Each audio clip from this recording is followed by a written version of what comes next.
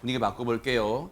모성애를 노린 사건이 벌어졌다는데 이게 무슨 얘기일까요, 하재근 평론가님? 예, 이 사건의 시작 시점이 무려 10년쯤 전으로 거슬러 올라갑니다. 그래요? 그때부터 시작이 됐던 사건인데 오. 2013년에 네. 이 피의자가 특정 종교에 빠진 한 여성한테 돈을 내지 않으면 당신 딸이 화를 입는다 어머. 라고 하면서 금전을 요구하기 시작했습니다. 어허. 아니, 사실 보통 우리가 그런 생각 들잖아요. 엄마한테 딸, 즉 자식 얘기를 하면 안 흔들 부모가 어디 있어요, 세상에. 그렇습니다. 사실 부모는 늘 약자라는 말이 있잖아요. 자식이 안 된다고 하니까 얼마나 무서웠겠습니까? 그래서 이 여성이 돈 내지 않으면 딸이 화를 입는다라고 고민했는데 문제는 본인이 그렇게 금전적으로 여유가 없었습니다. 아이고. 그런데 이 피의자가 어떻게 했냐? 그럼 딸에게 돈을 빌려서 받아서 주면 되잖아. 이렇게 했다는 겁니다. 어허. 엉뚱한 훈수를 두는 셈인데, 아니 피해 여성 딸의 손까지 빌려가며 진짜로 그러면 그 여성한테 뭔가 금전을 건넸을까요? 어마어마하게 많이 건넸습니다. 어머. 이 사건이 10년 전이라 그랬죠. 네. 2013년 이 7월에 돈 내지 않으면 딸이 화를 입어. 이 얘기에서 첫 돈을 받고 나서부터 무려 2021년 10월이니까 8년 동안 네.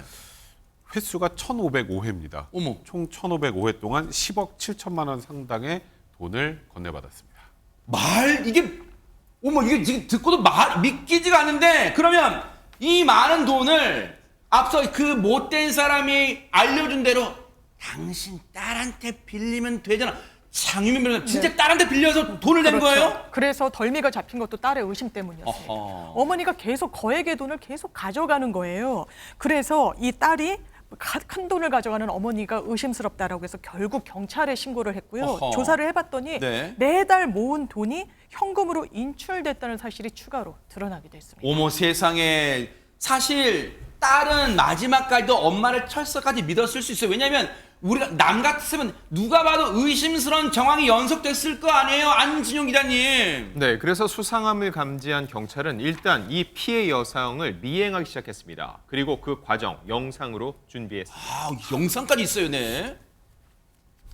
지난 4월 사복을 입은 경찰들이 피해 여성을 미행하다가 한 공원 근처에서 그간 수억 원의 돈을 건네받은 피의자를 발견하는데 저 빨간 원 아닙니다. 아. 피해 여성이 어느 집 앞에서 누군가를 기다리는 모습을 포착하죠. 그리고 옆에서 지켜보던 경찰, 이 여성이 현금 봉투를 전달하려는 바로 그 순간 빠르게 다가가 현장을 급습해 피의자를 검거한 겁니다.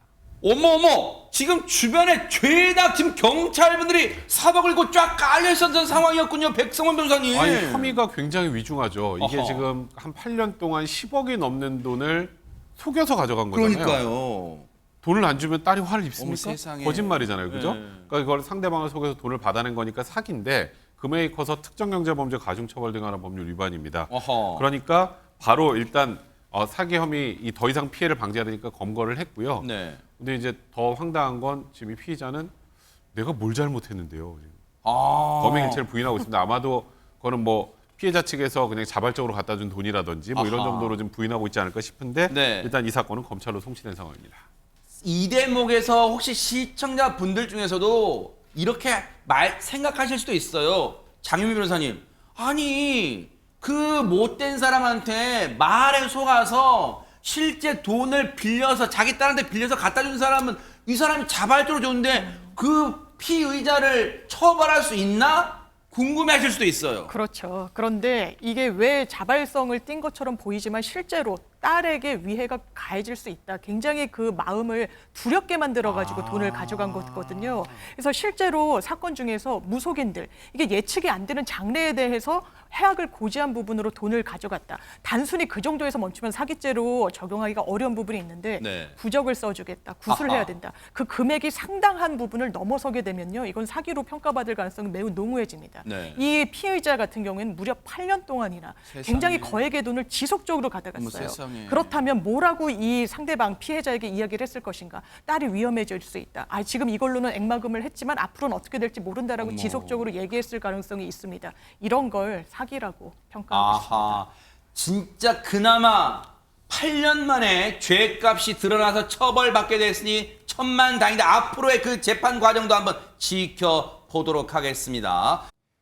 보고 계십니까? 대박 사건. 네, 안녕하십니까? 김명준입니다. 여러분과 함께하는 뉴스파이터. 다양한 소식과 뉴스를 보고 싶으시면 화면 오른쪽을 꾹 눌러 구독해 주시길 바랍니다. TV로도 유튜브로도 여러분께 한 발 더 다가가겠습니다. MBN 뉴스와 뉴스파이터를 사랑해 주셔서 고맙습니다.